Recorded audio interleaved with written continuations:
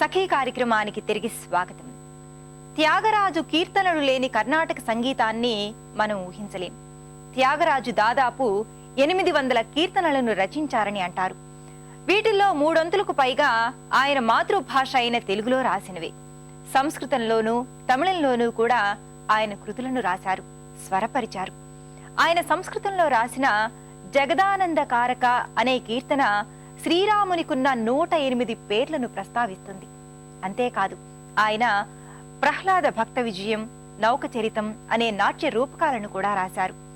ఆయన రాసిన పంచరత్నాలను ప్రముఖ విద్వాంసురాలు ఎంఎస్ సుబ్బలక్ష్మి ఎంతో అద్భుతంగా గానం చేశారు.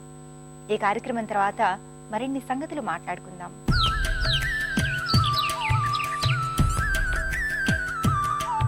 నమస్కారం. ఉద్యాన శోభ కార్యక్రమానికి స్వాగతం.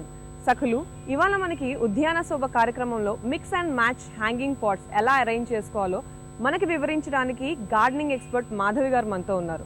మిగిలిన వివరాలు ఆవిడని అడిగి తెలుసుకుందాం. నమస్కారం మేడం. ఇవాళ ఉద్యాన సభ కార్యక్రమంలో మా సఖుల కోసం ఎలాంటి మొక్కలను చూపిస్తున్నారు? ఇవాళ మనం ఈ సీజన్కి తగ్గట్టుగా చక్కగా వాతావరణం చల్లగా ఒక రకమైన తేమ కలిగి ఉన్న టైంలో హ్యాంగింగ్ పాట్స్ చాలా బాగా పెరుగుతాయి. అంటే హ్యాంగింగ్ పాట్స్ పెంచుకోవడం మామూలుగా తొట్లో మొక్క పెంచడం కంటే కొంచెం కష్టమైంది.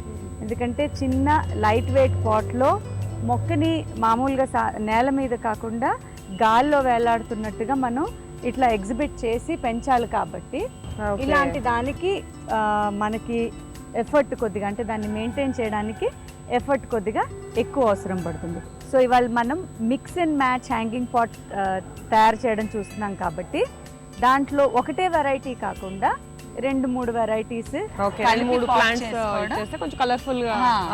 కాంట్రాస్ట్, ఎలా అయితే మనం బ్లూ శారీకి బ్లాక్ బ్లౌజ్, గ్రీన్ శారీకి రెడ్ బ్లౌజ్ అలా కాంబినేషన్ అనుకుంటామో, ఈ ఆకుల్లో ఇప్పుడు మనకున్న అడ్వాంటేజ్ ఏంటి అంటే మొక్కల్లో కూడా చాలా రకాల వైవిధ్యాలు వచ్చేసాయి. అంటే వాటిలో కూడా కలర్స్ వచ్చాయి, ఆకుల్లో కలర్స్, పువ్వుల్లో కలర్స్.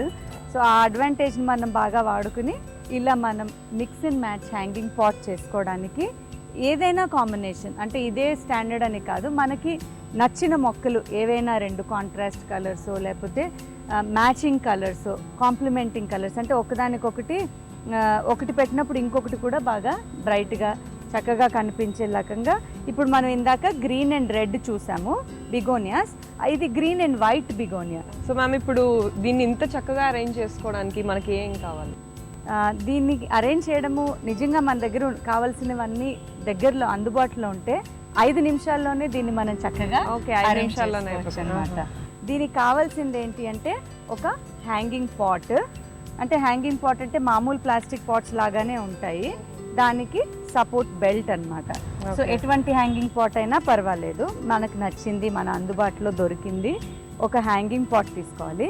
దాంట్లో ఈ హోల్స్ ఉంటాయి, ఇవి డ్రైన్ అవుతాయి అన్నమాట. అంటే మనం ఒకవేళ కనుక బై మిస్టేక్ ఎక్కువ వాటర్ దాంట్లో పోస్తే డ్రైన్ అవుతాయి అన్నమాట. ఈ డ్రైన్ హోల్స్ని మనం కవర్ చేసుకోవాలి. లేకపోతే ఏమవుతుందంటే ఎక్సెస్ నీళ్లు ఎక్కువ పోస్తే ఆ వాటర్తో పాటు మట్టి కూడా కిందికి వచ్చేస్తుంది అన్నమాట. సో ఈ హోల్ మళ్ళీ ఇంపార్టెంట్. ఒకవేళ దీన్ని కంప్లీట్గా సీల్ చేసేస్తే మొక్కకి వేళ్ళకు కూడా ఏరియేషన్ అవసరం, గాలి కావాలి. ఆ గాలి బ్లాక్ అయిపోయి మొత్తం కుళ్ళిపోయే ఛాన్సెస్ ఉంటాయి. అంటే కరెక్ట్గా మనం నీళ్లు ఎంత కావాలో అంత పోసినా కూడా డ్రైనేజ్ హోల్స్ లేకపోతే ఏరియేషన్ కాదు. ఉత్తి నీళ్ళకే కాదు, ఏరియేషన్కి కూడా ఇది ఇంపార్టెంట్. సో ఇది ఇలాగే ఉంటూ మట్టి కింద పడిపోకుండా ఏరియేషన్ అవుతూ ఉండడానికి వీలుగా మనం ఇలాంటి కోకో ఫైబర్ని వాడాలి. ఇది మామూలుగా ఈ కొబ్బరి తాళ్ళు వాటికి సంబంధించిన ఏ రకమైన వస్తువులు తయారయ్యే షాప్లో అయినా దొరుకుతుంది. సో దీన్ని కోకో ఫైబర్ని మనం కింద వేసామనుకోండి, ఇది ఎలా అయితే టీ ఫిల్టర్ మనకి హెల్ప్ చేస్తుందో అలా డ్రైన్ టీ మాత్రమే కింద పడేటట్టు టీ పౌడర్ అదంతా దాంట్లో ఉండిపోయేలాగా ఇది మనకి హెల్ప్ చేస్తుంది అన్నమాట. సో ఫస్ట్ కీప్ అంటే ఈ డ్రైనేజ్ హోల్స్ని కవర్ చేస్తూ ఈ ఫైబర్ని మనం కింద పరుచుకోవాలి. ఆ తర్వాత ఈ కోకోపీట్ ఇంకా థర్మోకోల్స్ కలిపిన మిశ్రమం వేసి లేయర్స్ లాగా, అంటే ఇది కొంచెం లేయర్, అది అంటే 2 మిక్స్ చేసి కూడా వేసుకోవచ్చు. ఇలా అయినా కలిసిపోతుంది, అలా అయినా కలిసిపోతుంది. అంటే అన్ని బాగా కలవాలి, అది ఫైనల్ అవుట్పుట్.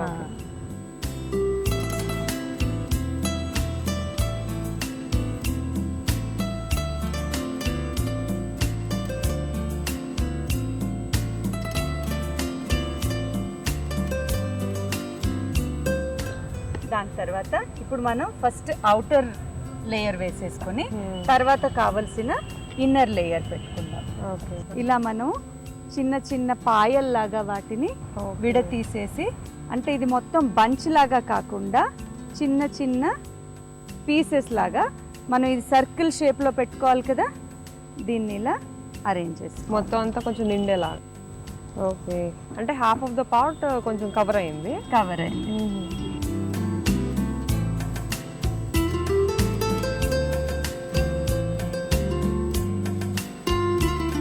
ఈ మిగిలిన పార్ట్లో అందులో కొంచెం గ్యాప్ ఉంది కదా, అది ఫిల్అప్ చేయడానికి మనం ఇంకొక పాట్ తీసుకుందాం. మళ్ళీ ఇది కూడా సేమ్ అలానే విడదీసి స్ప్రెడ్ అయిపోతుంది. సో ఇలా మనం చుట్టూ కవర్ చేసిన తర్వాత మధ్యలో మనం కాంబినేషన్లో పెట్టాలనుకున్న పాట్ ఉంది కదా, ఆ పాట్ గ్యాప్ మనం అంటే పెట్టేసుకుని అందులో దీన్ని ఇన్సర్ట్ చేసుకోవాలి.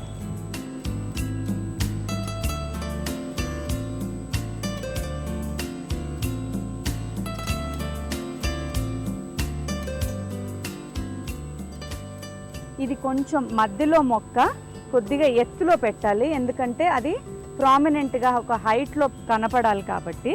సో అందుకనే నేను ఫస్ట్ దీన్ని మట్టితో ఫిలప్ చేసేసి ఇది కొంచెం పైకి ఎలివేట్ అయ్యేలాగా, అంటే ఎత్తుగా కనబడేలాగా కొంచెం ఎక్కువ మనం ఇది మట్టి వేసుకోవాలి. ఓకే, హైట్లో కనబడితే దూరం నుంచి కూడా కనిపిస్తుంది అన్నమాట.